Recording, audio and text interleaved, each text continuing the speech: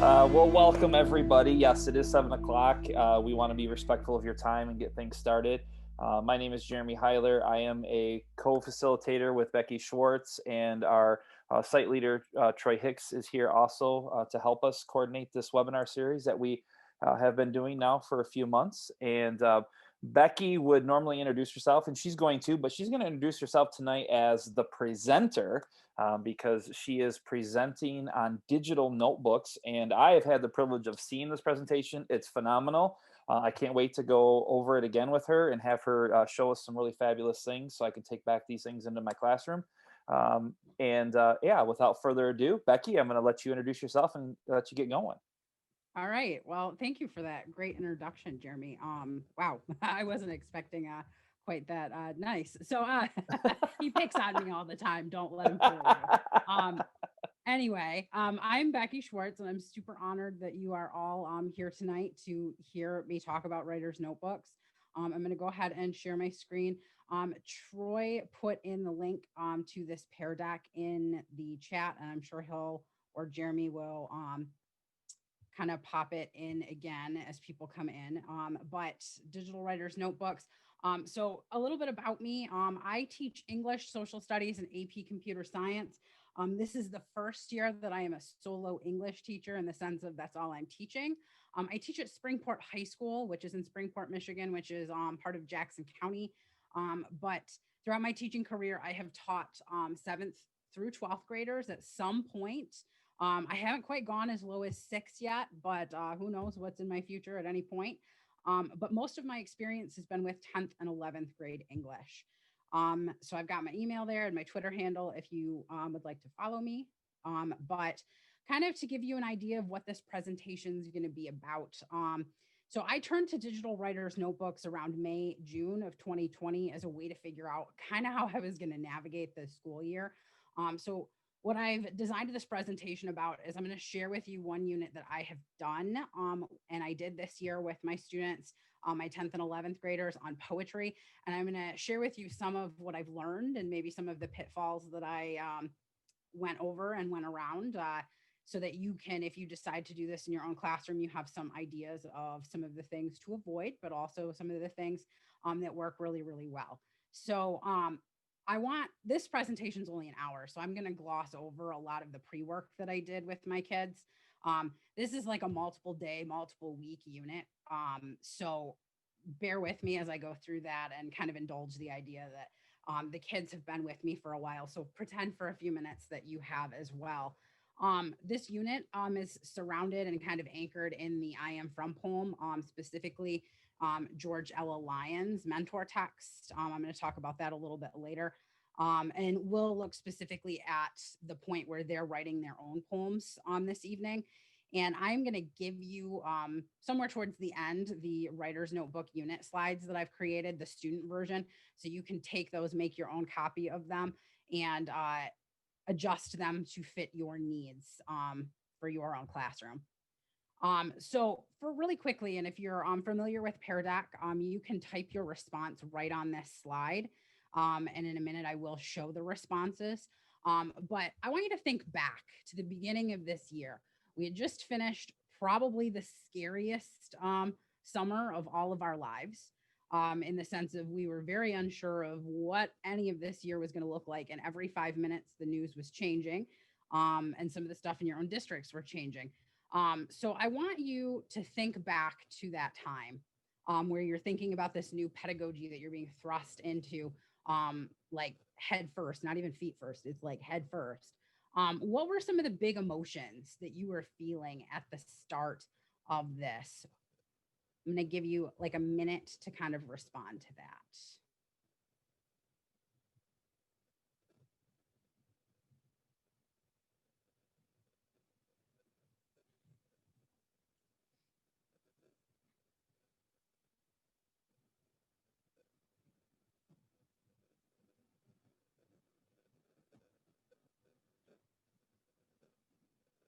All right. So we've got anxiety, fear, hope, apprehension, apprehension, and unsure. You weren't, yeah, not knowing. Students would react to the more formal way. losing out on groups and collaboration, apprehensive and vulnerable. Yeah. Yeah, that's a lot of I think that was kind of the overarching sense of what a lot of us felt. And I know one of the things that was really difficult for me is, you used to be able to just go right down the hallway to your colleagues and ask them, hey, what are you doing for this? And how is this going to work? And even staff meetings where you might share these things, or you might share ideas, they weren't the same anymore. It was on Zoom and or it was on Google Meet, and and everything was different. And everybody, yeah, I think the overwhelming like feeling of anxiety and stress, yeah. And it's kind of one, there's a reason I had you do this, but also I want to celebrate for a lot of us how far we've come. Hopefully people aren't still feeling this overwhelming anxiety, that you've gotten some like footing at this point, but I know it's still very scary with the virus and everything else. And things change all the time. My district just this week went back to being fully virtual because of a positive case in our community. So it's definitely a difficult time. So my biggest emotion that I was feeling kind of at the beginning of this was fear, and like it was like this total overwhelming sense of fear. And it wasn't because of this pedagogy. There was some of it about the fear of the virus, of course. And that's still something that, we all have to deal with and our kids ask questions about every day. But for me, it was, how on earth am I going to get to know the human beings in my room this year? They may not even be in my room this year. It may be through a computer screen. So how do I build relationships with this? And as the roller coaster went on, and how disconnected I was from my students this spring, and not getting to say goodbye to that group, and then having to greet a whole new group and not have this. And my mentor teacher kept repeating in my head over and over and over again, you can have the greatest curriculum in the world, but if you can't connect with the kids in your room, it's absolutely worthless. And that was what I kept thinking. And I'm like, how am I going to do this? How am I going to do this? I can figure out curriculum, but how am I going to figure out those relationships? And I'm not a particularly touchy-feely teacher. So like icebreakers and games, I don't really love playing those at the beginning of the year. I like to dive into authentic ways to get to know them. So a lot of times it's through storytelling, or sharing different things through letter writing and those kind of activities. So I really try to avoid the fluffy activities that make it seem like these kids are never going to do this thing again, or I'm never going to read it or look at it. So I really try to look for those authentic ways to do this, and to build those communities and relationships. So before I go any further, you kind of already answered this in the chat, but I have a response here for you. And some of these may not necessarily fit your current mode of teaching, but pick the one that's closest to what you're doing, just to kind of give me an idea as I go forward.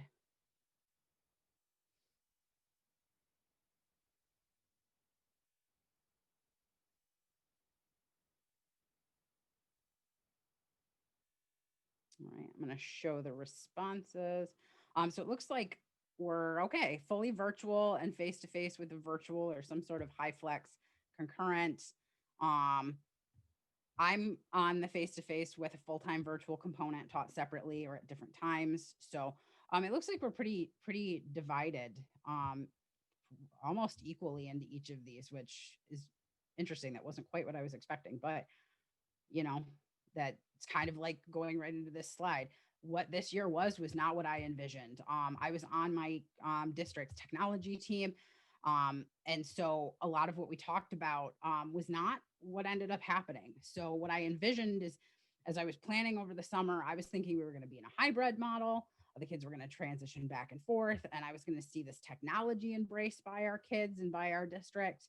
We were already a Google school, and those kids knew the technology mostly. So it's like, I'm like, great, I'm not starting from scratch. I don't have to teach like how to use Google Slides, and I don't have to teach that. So that's where I was thinking. But the reality was very, very different than what I was thinking. So when we're allowed, we're about 85 to 90% face-to-face, with the remainder being virtual. In a normal week, we go Monday, Tuesday, Thursday, Friday, face-to-face, and Wednesday is 100% virtual, but we only meet with our full-time virtual students. So our face-to-face kids have to have an asynchronous activity to do on Wednesday while we're working with those virtual kids. And then those other 4 days, the virtual kids have to be doing something asynchronous. And then we only meet with them with face-to-face instruction on Wednesday. And there was a lot of hesitation with the digital learning. The kids who were face-to-face didn't want to be on the computer. They were like, I don't learn this way. I can't do this. I heard that from parents. I sent my kids to school to be face to face. I don't want them on the computer all the time. They don't learn that way. So there was a lot of hesitation about how do we still give them the tech skills and do all of these different models of teaching. And it was overwhelming in the beginning. And so I kind of got to this point where I was like, what do I do? Um, and the first is you're really stressed and you kind of freak out. And then my GIF isn't quite working with Garfield here, but he falls into his bed. So my stress response is usually I freak out and then I take a nap and then I breathe and then I figure out what I'm doing. And it's great because you can almost see my family all knows when I'm super stressed out because the first thing I do when I get home is I'm like, I need a nap.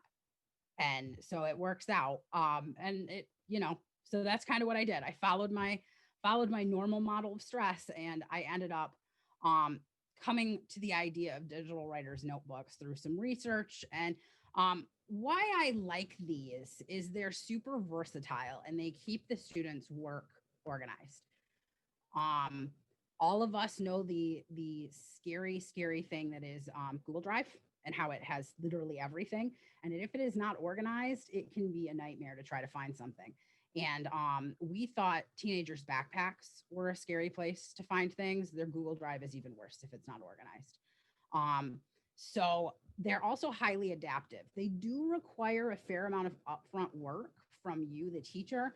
But if you do it, what I like about it is you have days or weeks of planning done ahead of time, and it's just slight tweaking.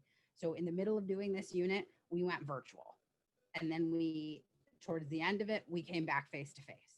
So I was able to switch very quickly what we were doing when, and I didn't have to do a lot of preparation. I was just like, bam, we're just switching this. This is now due this day. We're doing it this way. I started off paper pencil with some, and then I went digital, fully digital. So it's a living document and it allows you to differentiate for students very, very easily. If you teach in special ed or you have a fair amount of special ed students or 504 students like I do this year, the differentiation on this is super easy. So I think that that's one of the things that I'm going to talk about later as well. But and this allows you to teach those technology skills that our kids need in authentic and bite-sized chunks. So it's not, we're going to do this entire unit and you're going to learn all of these skills. So you might pick one or two skills and build these in different points through the year to help do that. And I would really what I missed the most about face-to-face at the beginning of the year was that getting to know the kids through their writing in their notebooks, like I do every year. And this still allowed me to do that in a way that was transferable and safe. So that was kind of the big thing for me with this. So my writer's notebook unit is poetry focused. It focuses around the I Am From poem. So I'm just curious, have you used this poem in your teaching before? Just so I can kind of see how familiar we are with this poem.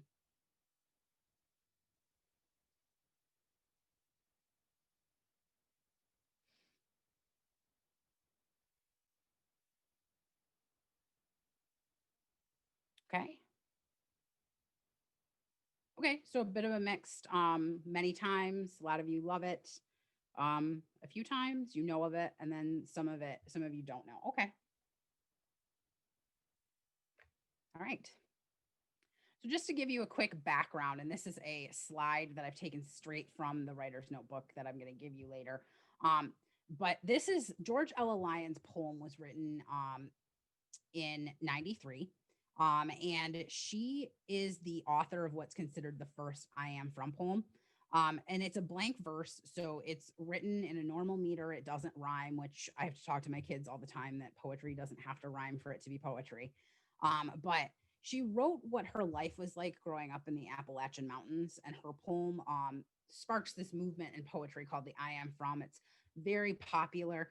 It's creative and individualizing. A few years ago, NPR did a thing where they embedded multiple people's I am from poems together to make a collaborative piece. So I talked to my students about how, and we look at this about how there are so many different voices, but they can mesh together because it's the central idea of where you're from, and everybody has a past and has a childhood and something that you can talk about. So this poem, though I'm not going to talk in depth about this particular one, it's a very powerful poem and it's very short, and the kids can they easily pick out the imagery. They have a lot to talk about with it. So to kind of give you some context before we dive right into this head first, is that before we've even taught, before we get to this point, the students have done a personalization activity.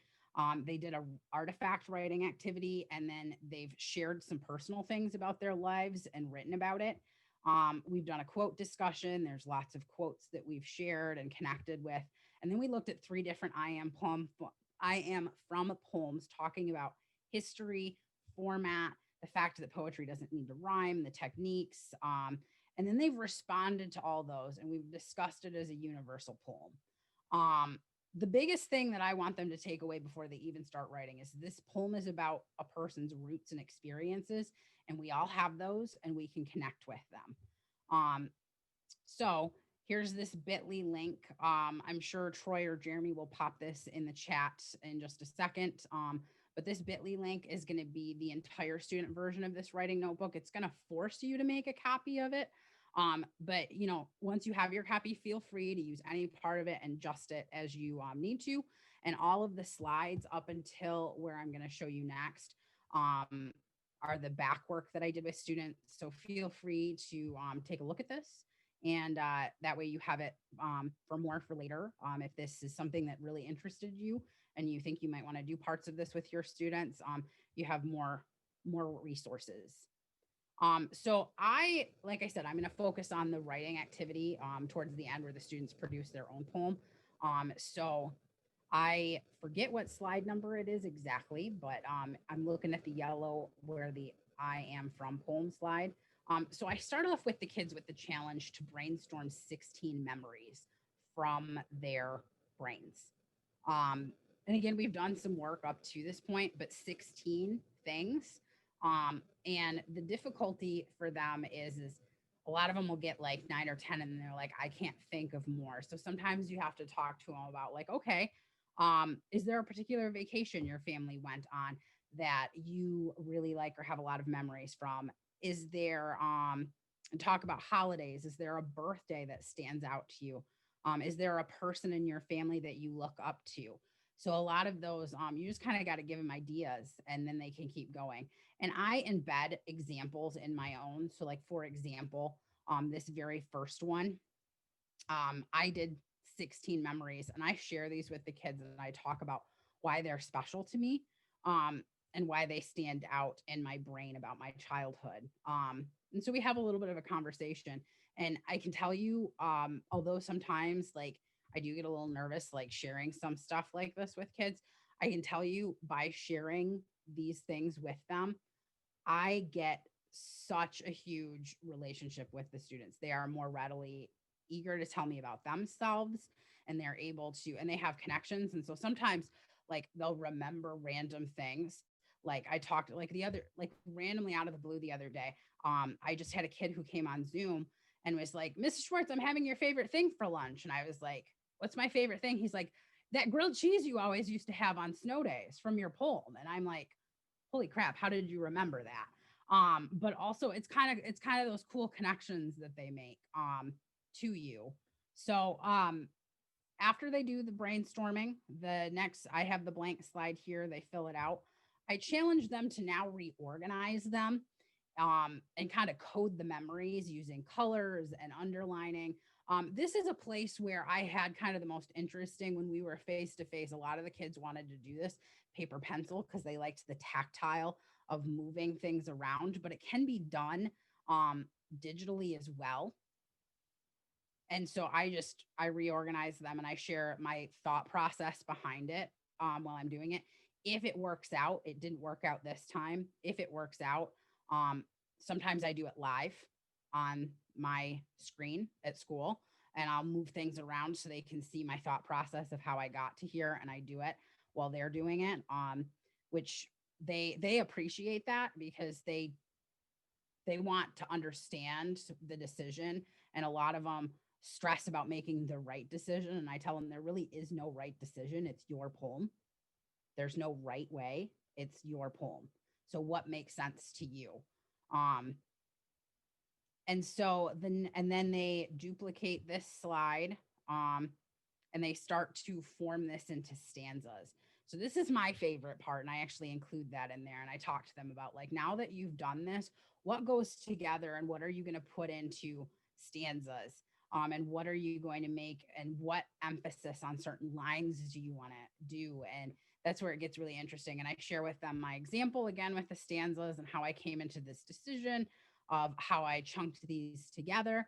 And I talked to them about certain ones with this, kind of all of my food.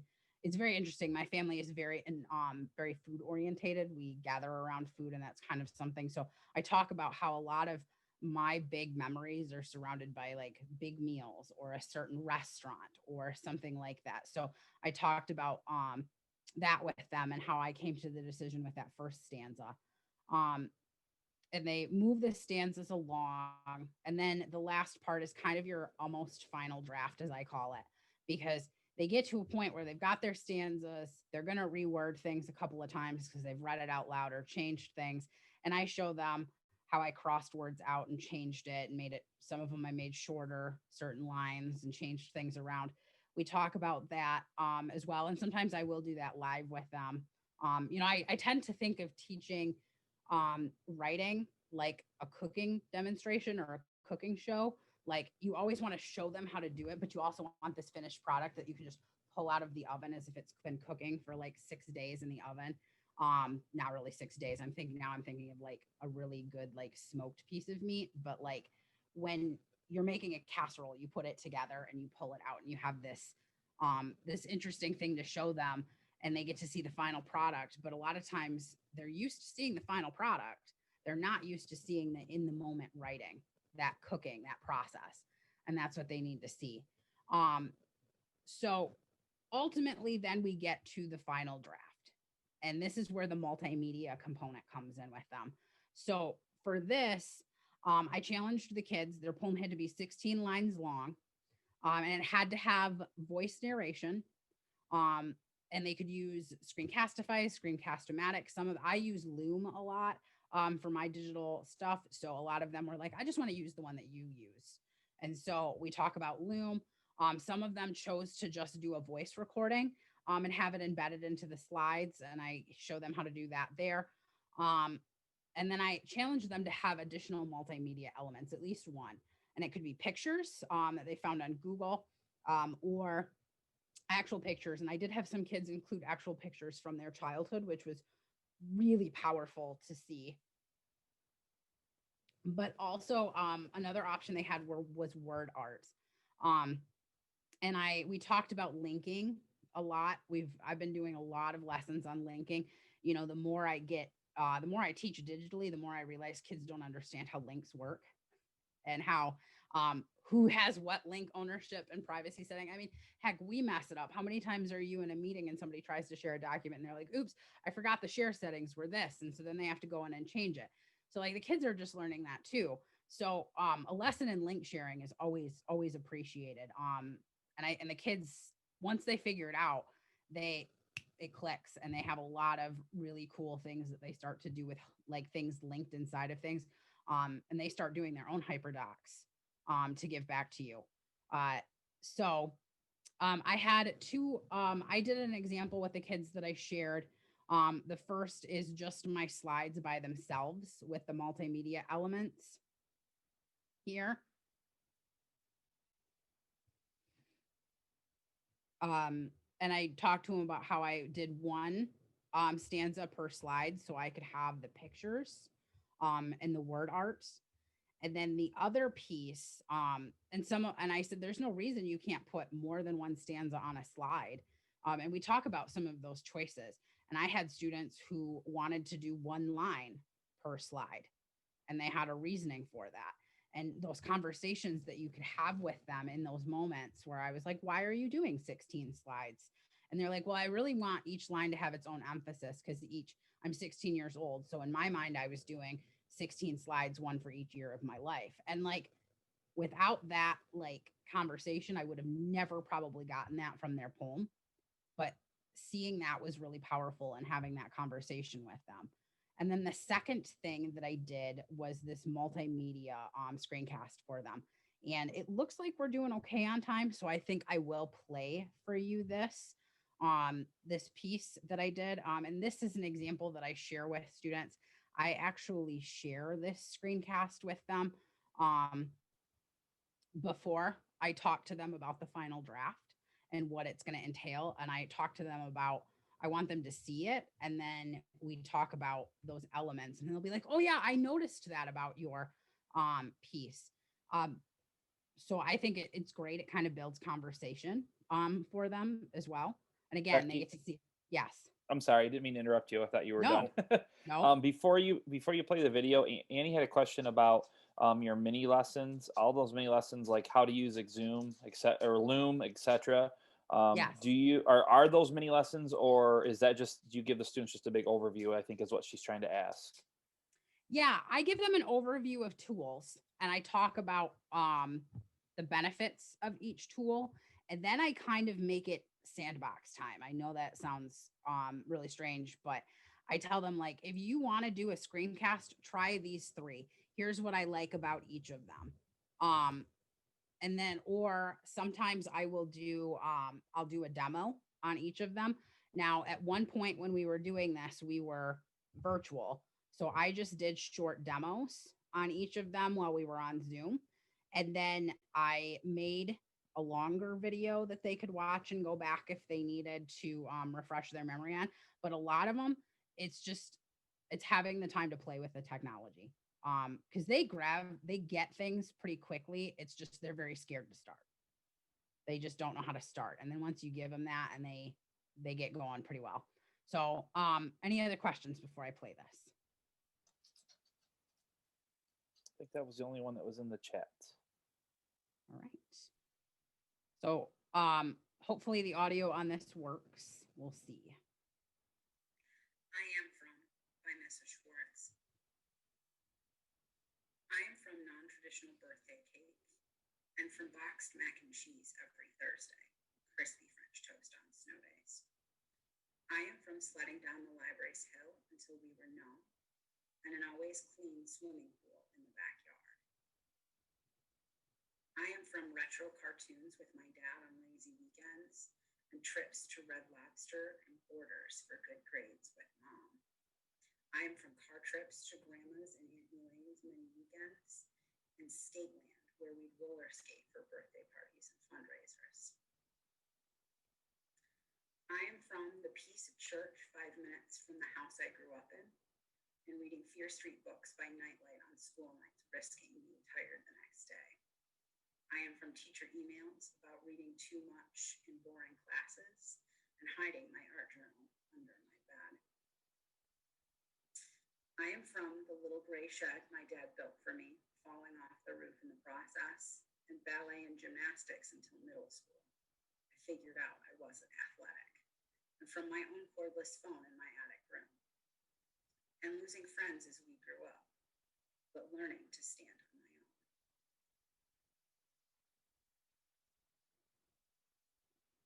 And so that like starts those conversations with them.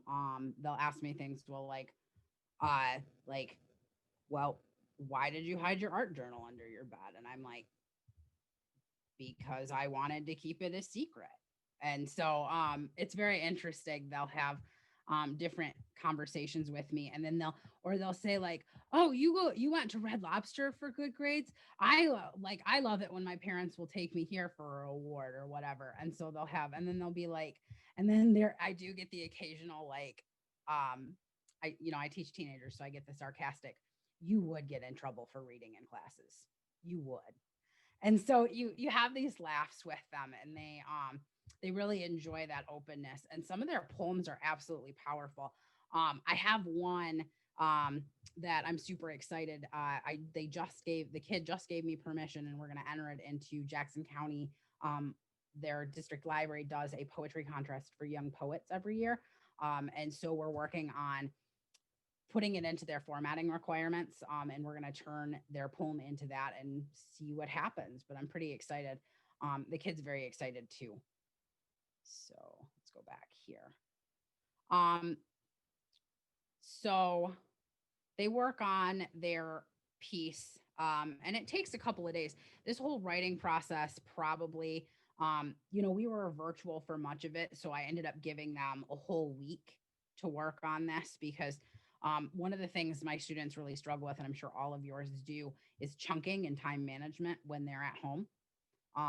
And they have 7 classes. And so they're absolutely like, they have no more work than they normally do in school. It's just the idea of how to chunk that work.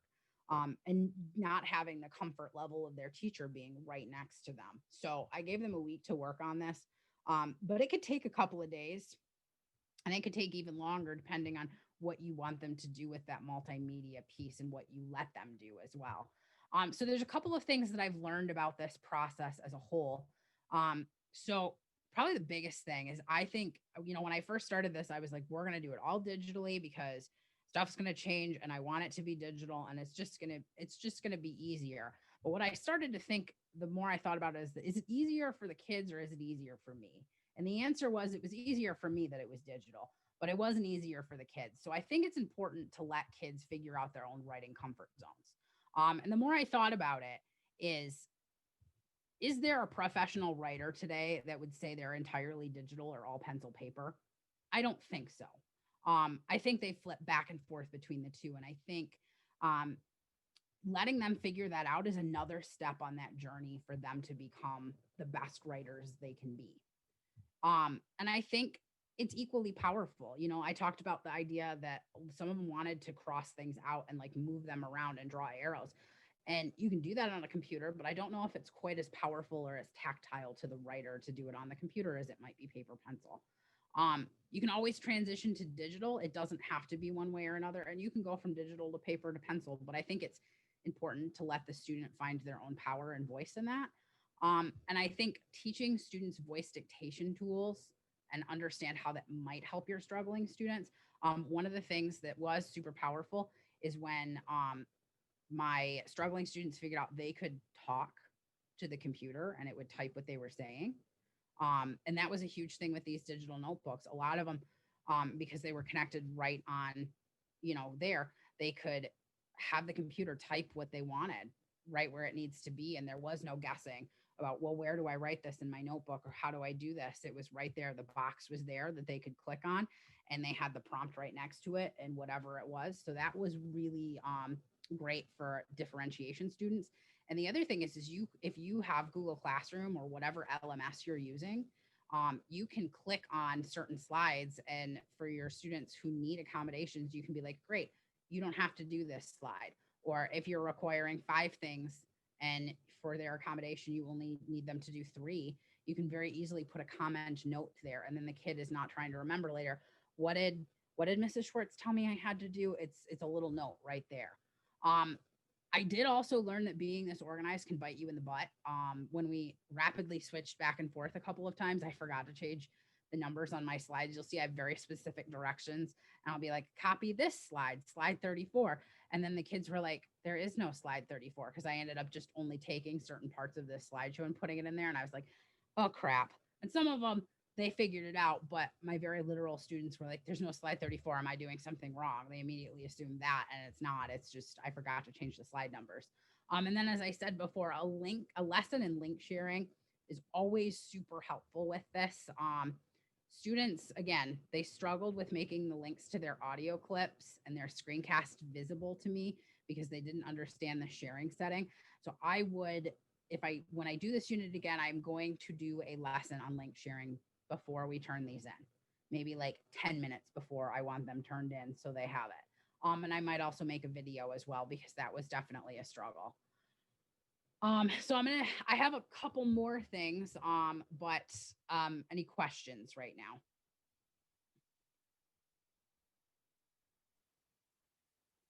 Christina just said that she might need a lesson in link sharing before she can help them. Yeah, trust me.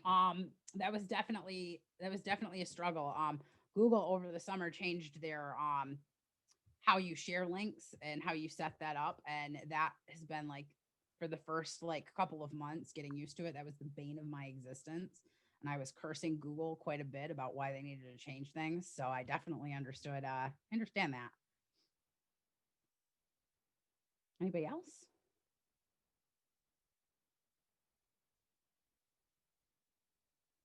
Okay. So I have just a couple more things. So one of the things I like to do with the writer's notebooks that my students have, both digital and paper pencil, is I like to give them kind of some creative warm-up activities. These are the activities that you can do at the beginning of your class on Zoom, that they're answering in the chat or they're answering in their notebooks while you're trying to rapidly take attendance / let all the people in Zoom and try to monitor the chat and try to like, if you're at home, you're probably trying to make sure your cat or your dog doesn't step all over your computer, or your kids don't need you for 5 seconds right now too. So it gives you kind of that breather space, just like it would in the classroom. But these are a couple of my favorites that I have found that are super successful. And I always like at the end of a PD or at the end of anything, if there's something a couple things I can just take and put in my classroom right tomorrow. So I thought that these might be good ones for you. Some of my favorite are this or that. And it's where you give students kind of 2 absurd choices and have them select one and explain their ideas as to what it is and why. So for example, if you could only eat pizza or tacos for the rest of your life, which would you choose and why? And this leads to some heated debates. I will warn you of that one. I did not expect that, but I had some classes where this was a very hot topic. And again, this is a way for me to build relationships with my students in a way that's not like touchy feely. And it's just another way that they're like, because you ask them what they prefer, pizza or tacos, and you let them talk about it for a few minutes, like it's going to help build your classroom community that much more. The list, and I think this is great for students of all ages, including college kids, because it can spark a great discussion. What are 5 things you can't live without, and explain why those things are so important? And I challenge you, think about 5 things that are so important to you that you couldn't live without them. I like the create your own music festival one. Ask the students to come up with like 5 bands to play in their own private backyard music festival. They have no budget. This is a great one. The kids love to talk about it, but it also makes you feel very, very old. And I'm not that old, but this year I started getting bands that I had never heard of. And I was like, oh my God, it's finally happened. I finally reached that point in my teaching career where I have no idea what they're talking about. And I'm pretty sure some of these are made up. Grumpy days, positive days. This is a great one. If your school is very SEL focused, like mine is. So ask the students to tell you one day something that makes them grumpy, and then the next ask them to tell you something positive going on in their life, and kind of talk to them about like how it's okay to be, you can have those moments where you acknowledge certain things make you grumpy, but always try to focus on those positive things. And then let's see, have 2 more. So rate your stress. I always do this one right before the end of a marking period. I ask them on a scale of 1 to 10 where their stress is and why, and you'd be pretty amazed at the answers. And it's easy to forget that our kids have 6 to 7 classes a day that they're and responsibilities outside of school, and it kind of makes you think like, ooh, we've all been there, but we forget about that side of it. And letting them have that moment to just breathe and kind of acknowledge the stress. And then you can have those conversations with how do you manage stress, that I think is really important too. And then if you're virtual, you're fully virtual, this one, I use this a lot when we're virtual. I do a 3-2-1 kind of idea at the beginning, and that might help you make decisions for your lesson that day or your breakout rooms. Like, so for example, if you have them working on a large paper and you have gone over you've gone over and it's something like, you might break them into 3 rooms, right? 3 is I don't need help, I just want to get to work. And they can just answer 3 in the chat and you can put them right in breakout room 3. 2 is I have some questions, I want to get started brainstorming with ideas or others. Then you have another room where you can put kids that are just brainstorming together. And then the first is I need help. You either have lots of questions or directions repeated, and that's one. And then when you have put them all in their breakout rooms that they decide, you start with the first group, the number one, because they need lots of help. And then by that time, you can move to the second one, and they might need help, might not. And then three. And I just bounce back and forth between those and kind of check in on them as they need too. But I think that's really powerful because you give those kids agency on how to figure out what they need. And a lot of times teachers don't ask them, what do you need right now? And they really appreciate when you give them that opportunity to have that voice. Okay, so that is the end of kind of what I had planned. I'm sure a lot of you have been digging through that writer's notebook and maybe have questions or ideas, but I'd love to hear your thoughts or any questions that you have about that unit. And we can talk a little bit more about some of those other portions of it. I know, Becky, with your last 2 pages of resources you shared, right now my 6th graders are doing argument writing, and they had to take a position the last few days on which is better, McDonald's or Burger King. And all hell has broken out. All hell has broken loose in my classroom. It has been interesting, but you're absolutely right. It does build community, and the kids are talking. So, yeah, so good stuff there. Very good stuff there. I did that to actually start something. I did those for a few days to start us thinking about argument, and it does very much. And you can lean back on it. You know, the kids will say, like, when you're talking about what is a claim, or what is a good claim, and it isn't you're crazy, Burger King's better. Like, your claim has to be Burger King is better because, or you have to give reasons. So you talk about that and what that is, and the kids they really get into it, and it does those moments build so much community. And I used to think that was crazy, like when I first started looking into teaching as a career, when I was doing my pre-service work, and I'd go into classes and teachers were doing that, and I'm just like, what is this? Like, what are we doing right now? But I didn't see the power of that until I got into teaching a lot further, and it's amazing. And I don't think I like my goofy warm-ups. I don't think I would give them up very easily. So yeah, my big thing with my 6th graders is their evidence. The evidence they want to share is because McDonald's fries taste better. Well, that's not a fact. So you got to give me some evidence, pieces of evidence that are facts, not just your opinion that the fries taste better. So, but again, it's been very enjoyable to hear them at least excited about writing, especially argument writing. Yeah, they do. They get very excited, and I don't know, and that energizes me. When they're excited, I get more energized about what I'm doing. Erin had a question, and I think Troy's taking care of it, but she is asking, do you have the last 2 slides available to share? Are those in your presentation, those last 2 slides? Okay. Yep, those are in the last 2. And they're borrow them. Awesome.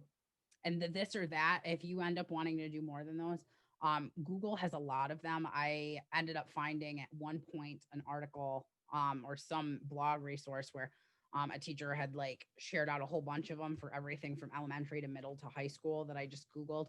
And that was great. And, I haven't done this unit with younger grade levels, but some people have adapted it for their middle school. I know Megan has adapted it for her middle school classroom, and she says it's been really good. And I think that's what I like so much about this poem is, it's their life experiences right now where they are. It's not like, oh, you have to be 10 years older before you have anything worth saying. That's not that. They get a chance to share whatever makes them now. And it's really powerful. When I taught senior English, a lot of them we did this as kind of the capstone or I should say the kickoff for their capstone year. And we talked about that, what's the legacy you're leaving behind? This is that poem, that legacy. And seniors like to think that they have a legacy, that they've left a huge impact. And so that's pretty powerful for them. Looks like you might have a question from Tracy. Yeah, I'm just wondering, I'm just thinking of organization. I guess I'm trying to wrap my brain around this. So the where I'm from was like a section of a digital notebook, and then where do you put the this and that or the warm-ups? How does that all or become organized? Is it all one big thing or are they separate things? Yes. Yes and no. So the this is a complicated answer. I'm sorry. So a lot of times when we are digital, I do the warm up and they answer that in the chat because it ends up being a conversation anyway. When we are face to face, they have a physical notebook where they write these, or they can add slides to their digital notebook if that's what they prefer to do. And if I check these, it's just like a participation score to see that you're doing it. A lot of times it's done in the sense of the conversations that we have. So that works really well. The organization piece of this is something I am still struggling with too, because you're teaching as you add on to these slides or you add on to this notebook, you end up with like a Google Slides presentation that's like 400 slides long. And that's a lot for some people's internet to even load. So what I've been doing this year is I have been doing unit by unit. I've been sharing the slides with them, and a lot of them, because of the way Google Classroom is organized, they think of it, oh, this is my notebook for this unit, and this is my notebook for this unit. I'm hoping as I continue to evolve this, I'm hoping that I can eventually make a notebook where all of the slideshows are linked in one notebook. And then it's like a notebook inside of a notebook. So it's almost like digital notebook inception, which is a little intense, but it might make the management piece of this a little easier. But when I started this year, I was like, there is no way, given all the time in the world, that I'm going to have a year's worth of slides made. Like, you could give me 2 months off and I probably would not be able to get that done because everything changes so quick and so rapid, and I make decisions on what we're doing in any given moment. So I think that organization piece is something I'm still struggling with. So my best advice right now, if you choose to do these notebooks moving forward, is do it unit by unit. And then as you get more of them, then you can make a larger, or I should say a shorter slideshow with everything linked into it. But I also like the power of giving the kids the freedom to do their own. So right now I'm working on semester one's notebook for next year, long term, and what that looks like with places for them to have freedom as well. So I hope that answered your question in kind of a long way around it.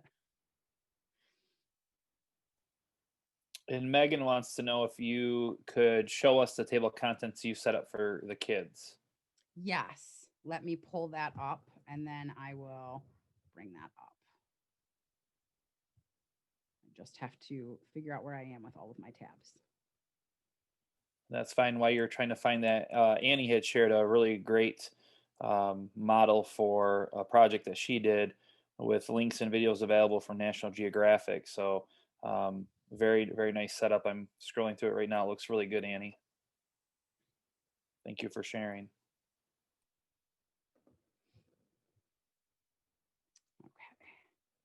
Also, really quickly in the chat, someone was asking about notebook style templates, and I know Slides Go, and I'm grabbing one from Slides Mania as well.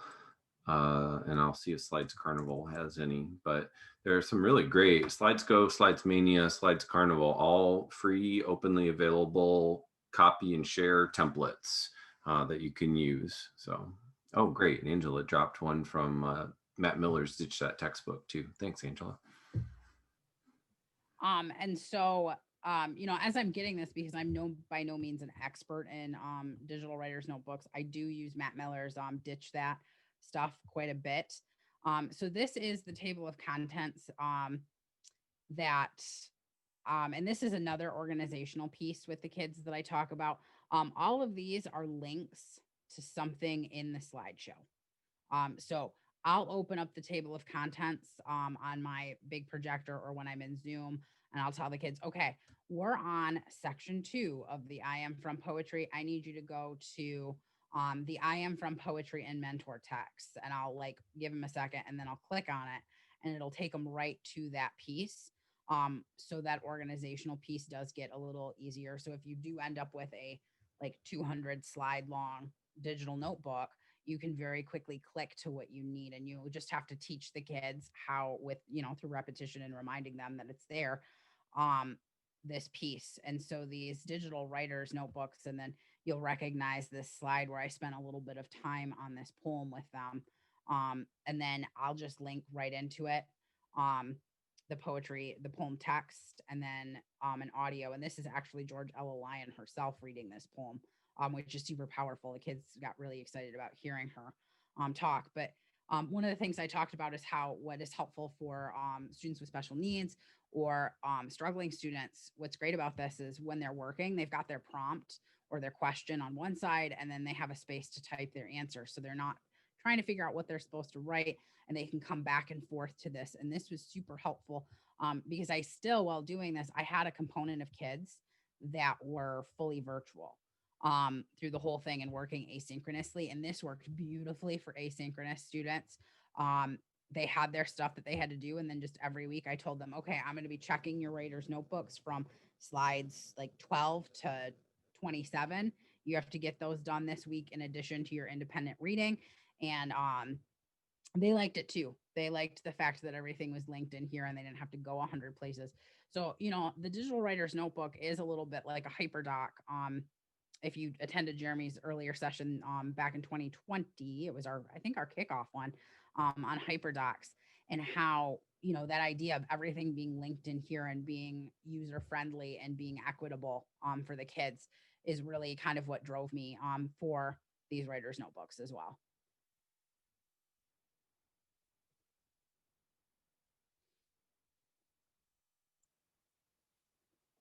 Fantastic. Any other questions for Becky? You know, we still have a few minutes. Becky, I had a question. Yeah. So in a given week, how often are they writing in their, like, say, writer's notebooks, physical or digital? Like, is it Monday, Wednesday, Friday thing? Maybe this week and then a week, every other week? It really depends on the week, what we're doing. So right now, with the 11th graders, we're reading Of Mice and Men. So a lot of their responses, we might spend 5-10 minutes a day writing in their writer's notebooks. My 10th graders are writing a larger paper. They did some of their brainstorming in that notebook, but other now than glancing at the writer's notebook and doing their warm up, they haven't done anything substantial in their notebook. They're working on this bigger piece. So it really just depends on the week. I want to say any given week, probably on average, they're writing anywhere from 15 to 50 minutes a week in their notebooks at some point. It's all how it shakes out in time. And sometimes the things that I think will take us 5 minutes to write about really take us 10. And so it's really hard to pinpoint an exact number, but you know.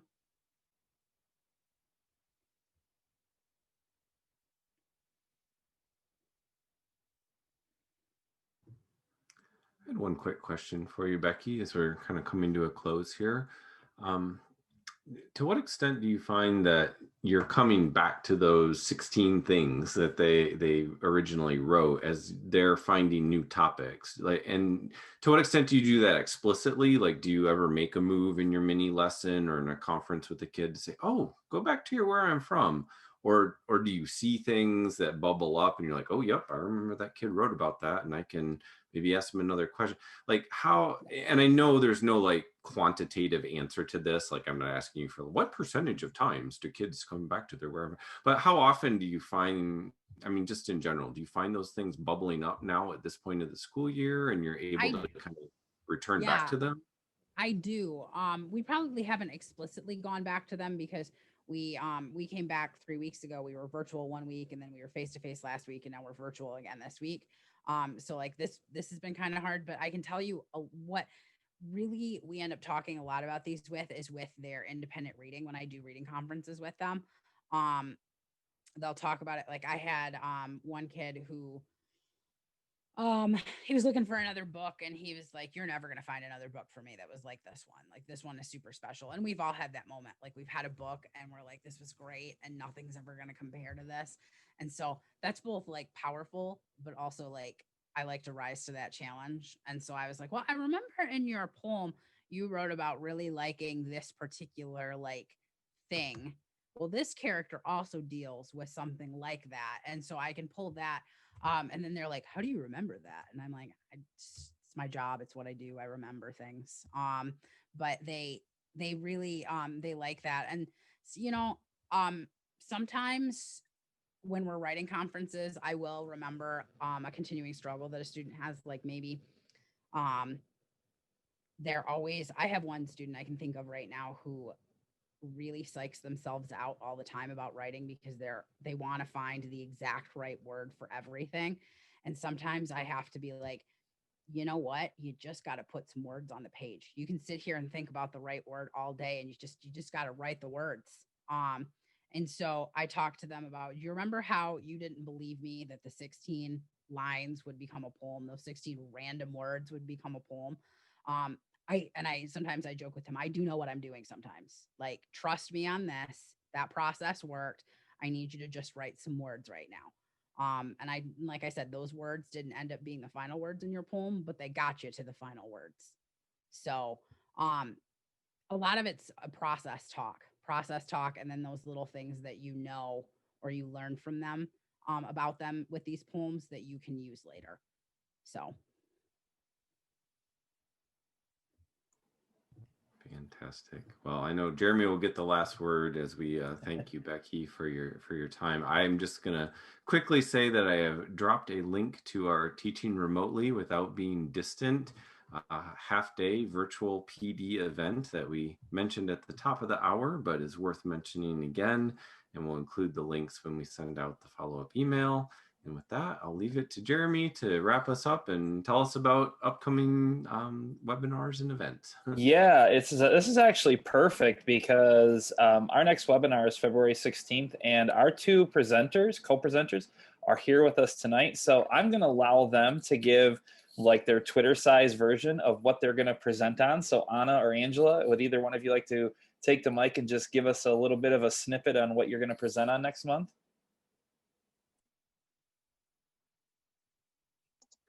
I think I was pointing at you too. So we're going to explore the use of Flipgrid to engage students in a conversation about a diverse text. And within that, we're really going to talk about how we've developed this conversation with our students. Her students are 8th grade. Am I right? 8th grade, is that right, Angela? Mm-hmm. Our 8th grade students from, a mostly rural area of Michigan, and my students are community college students, the first year community college students, usually from in and around the Chicago suburbs. So we're going to kind of discuss all the things that kind of go into the conversations that our students have about a text from an author of color. So we're really excited about it, and we look forward to seeing you if you decide to come.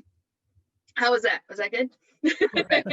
Got the thumbs up. Awesome. Thank you, Anna and Angela. We look forward to seeing you next month and presenting next month. And want to give a big shout out to Becky. Thank you very much for presenting on this. And always definitely gives us lots of things to think about. And we hope that everyone is having a great year so far. And we know that tomorrow, hopefully there will be many changes coming with what happens tomorrow, takes place tomorrow in the Capitol. So please be thinking and have everyone in their thoughts as we make a transition in our country tomorrow. And we hope everyone has a wonderful evening, and take care. So thanks everyone for joining us. Thank you so much. Thank you. Bye. Thank you.